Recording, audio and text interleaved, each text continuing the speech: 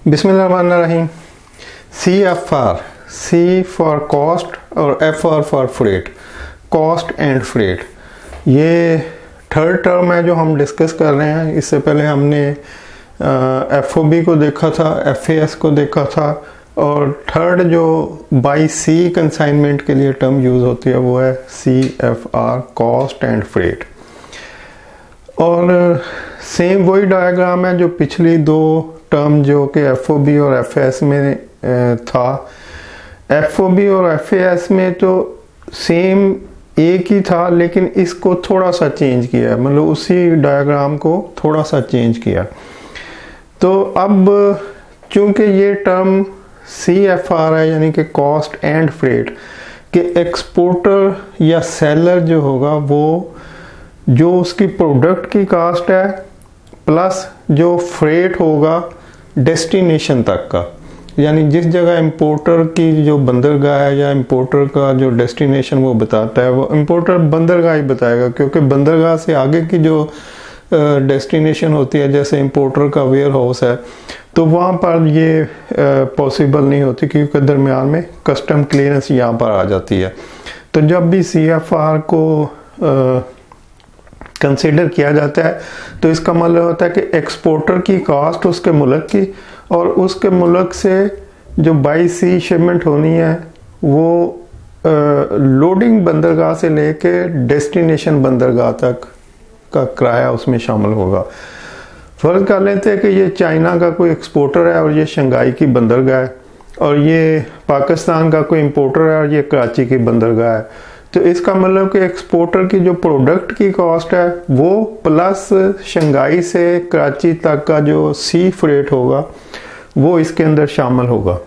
दुनिया में सबसे ज़्यादा जो इंपोर्ट एक्सपोर्ट होती है वो CFR के ऊपर ही होती है। सिंपल टर्म है और कोई हैज़ल फ्री टर्म है, ज़्यादा प्रॉब्लम नहीं होते, लोग आसानी से इसी टर्म के ऊपर जाते हैं। बाकी जितनी भी टर्म्स हैं वो फिर स्पेसिफिक पर्पसेस के लिए है। जब भी कुछ स्पेशल नीड होती है, कोई ना कोई ऐसी फ्रेट के अंदर कोई चीज़ इन्वॉल्व होती है कि जिसकी वजह से फिर उनको अदर टर्म्स के ऊपर जाना पड़ता है, जैसे FOB है। FOB इसलिए होती है कि जी हम कुछ फ्रेट में कॉस्ट सेविंग कर सकते हैं तो हमें FOB दे दें। FAS इसलिए होती है कि जी बल्क कंसाइनमेंट है और कोई जहाज़ लेट हो सकता है तो हम FAS ले लें। और जब नॉर्मल इंपोर्ट एक्सपोर्ट हो तो फिर CFR के ऊपर ही होती है, और ये सबसे ज़्यादा इंपोर्ट एक्सपोर्ट इसी के ऊपर हो रही है दुनिया में। अच्छा, तो अब जैसे हमें पता है कि जी जो ये टर्म्स होती हैं इनके दो पर्पज़ हैं। नंबर 1 के फ्रेट कौन पे करेगा, और नंबर 2 रिस्क किसका होगा। तो इसमें फ्रेट तो एक्सपोर्टर पे करेगा कि एक्सपोर्टर ने अपनी कॉस्ट के साथ फ्रेट को ऐड कर लिया है। बेसिकली तो इंपोर्टर ने फ्रेट पे करना है, लेकिन यानी कि जो भी कॉस्ट आनी है वो इंपोर्टर को ही पे करनी पड़ेगी अल्टीमेटली, क्योंकि गुड्स की कॉस्ट भी इंपोर्टर ने देनी है, फ्रेट की कॉस्ट भी इंपोर्टर ने देनी है।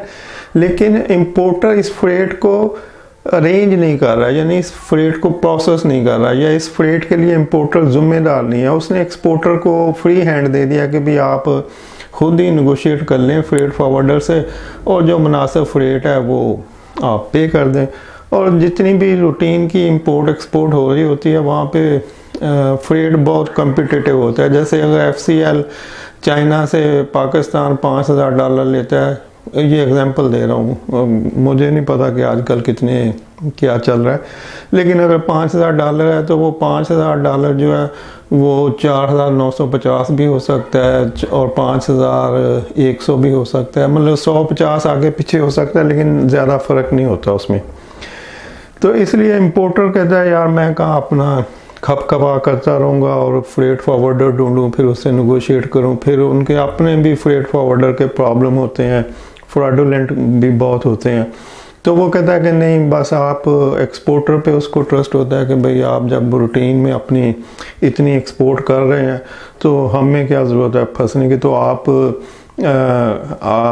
अपनी प्रोडक्ट के साथ जो फ्रेट आप बेस्ट नेगोशिएट कर सकते करके हमें बता दें।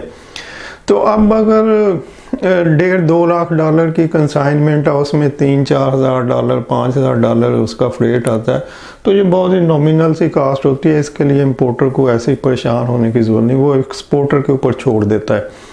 तो एक्सपोर्टर अब यहाँ से अपनी प्रोडक्ट की कॉस्ट इनवाइस में जब लिखेगा कि जी इतनी मेरी प्रोडक्ट की कॉस्ट है और ये $4,000-5,000 जो है सी फ्रेट है शंघाई से चाइना कराची तक का, तो ये टोटल अमाउंट इतनी होगी। तो परफॉर्मेंस वाइज उस टोटल अमाउंट का बनेगा जिसमें फ्रेट और कॉस्ट दोनों ही शामिल होते हैं, और सेपरेट नहीं लिखा होता, बस वो फ्रेट की कॉस्ट यूनिट प्राइस के अंदर शामिल होकर तो यूनिट प्राइस मल्टीप्लाई क्वांटिटी और टोटल अमाउंट आ जाती है, तो उसके अंदर ही फ्रेट शामिल होगा। तो अब यहाँ पर एक्सपोर्टर ने अपनी कंसाइनमेंट प्रिपेयर करवाई और फ्रेट जो है शिपिंग लाइन को पे करके तो उसको शिप के ऊपर लोड करवा दिया, और शिप यहाँ से शंघाई से कराची तक आ गया। कराची में जब डेस्टिनेशन पे पहुँचा तो यहाँ से आगे अब जो भी खर्चा आएगा, कोई ट्रांसपोर्टेशन है, कस्टम क्लियरेंस है, वो सब का सब इंपोर्टर पे करेगा। ये तो हो गया फ्रेट का एक पॉइंट। दूसरा पॉइंट है रिस्क, के रिस्क किसका है। अगर कंसाइनमेंट को कोई लॉस हो जाता है, कुछ डैमेज हो जाती है, कोई और हादसा होता है, तो रिस्क किसका होगा। तो अब फ्रेट जो एक्सपोर्टर है उसका रिस्क सिर्फ अपने वेयर हाउस से लेके तो बंदरगाह तक का रिस्क एक्सपोर्टर का है। यानी एक्सपोर्टर ने अपने फैक्ट्री से लेके बंदरगाह तक कंसाइनमेंट पहुंचानी है और शिप के ऊपर लोड करवा देनी है।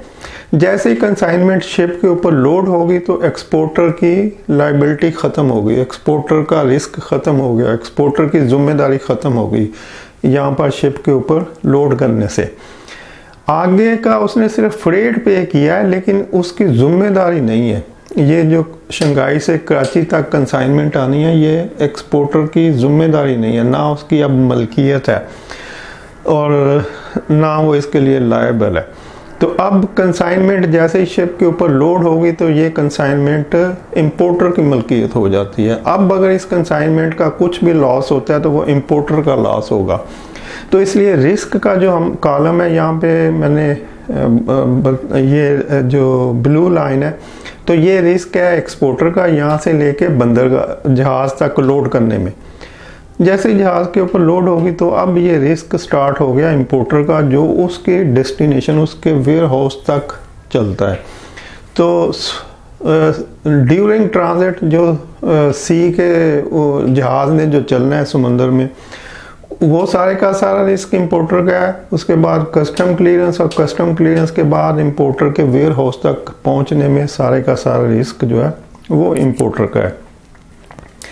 तो इस तरह से ये कॉस्ट एंड फ्रेट की टर्म्स है, और जब भी आप कॉस्ट एंड फ्रेट की टर्म को नेगोशिएट करते हैं अपने दूसरे बायर या सेलर जो भी आप कर रहे हैं, इंपोर्ट एक्सपोर्ट कर रहे हैं, तो जो भी आपका दूसरी साइड पे काउंटर पार्ट है तो उसके साथ जब भी आप CFR करेंगे तो उसका मकसद ये होगा कि जो एक्सपोर्टर है वो फ्रेट पे करेगा डेस्टिनेशन तक, लेकिन उसकी जो जिम्मेदारी होगी कंसाइनमेंट की वो सिर्फ जहाज़ तक लोडिंग तक की होगी। तो जहाज़ से लोडिंग आगे इंपोर्टर और फ्रेट एक्सपोर्टर की तरफ। तो इस तरह से ये जो CFR की टर्म्स है ये मूव करती है। अब ये जो रिस्क है यहाँ पे इंपोर्टर का कि जैसे जहाज़ के ऊपर कंसाइनमेंट लोड हो गई तो इंपोर्टर का रिस्क स्टार्ट हो गया, तो इंपोर्टर का ये रिस्क कवर होता है थ्रू इंश्योरेंस पॉलिसी। तो इसीलिए इंपोर्टर जो है वो 110% की इंश्योरेंस लेता है कि अगर ये जहाज़ पर लोड होने के बाद जो कि मेरी जिम्मेदारी मेरी मलकियत हो गई है कंसाइनमेंट, तो अगर ये कंसाइनमेंट डैमेज होती है या लॉस होता है तो वो फिर यहाँ पे इंपोर्टर जो है वो उसको इंश्योरेंस कंपनी को क्लेम करेगा और अपनी जो जितने अगर $1,00,000 की कंसाइनमेंट है तो वो $1,10,000 इंश्योरेंस कंपनी उसको पे कर देगी कि जी आपका जो लॉस हुआ है ये आप हमसे पेमेंट ले लें। तो इस तरह से इंपोर्टर जो है वो अपनी इंश्योरेंस के थ्रू इस रिस्क को कवर करेगा। तो ये CFR है। नेक्स्ट हम देखेंगे CIF। CIFB बाई सी के लिए यूज़ होती है, तो इसको इंशाल्लाह नेक्स्ट वीडियो में क्लैरिफाई करूँगा। Hope for understanding. Thank you. अल्लाह हाफिज़।